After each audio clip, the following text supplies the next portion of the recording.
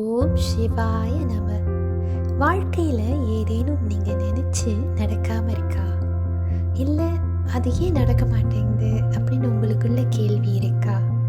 அது எல்லாமே ஈசனின் விளையாடல்கள் தான்.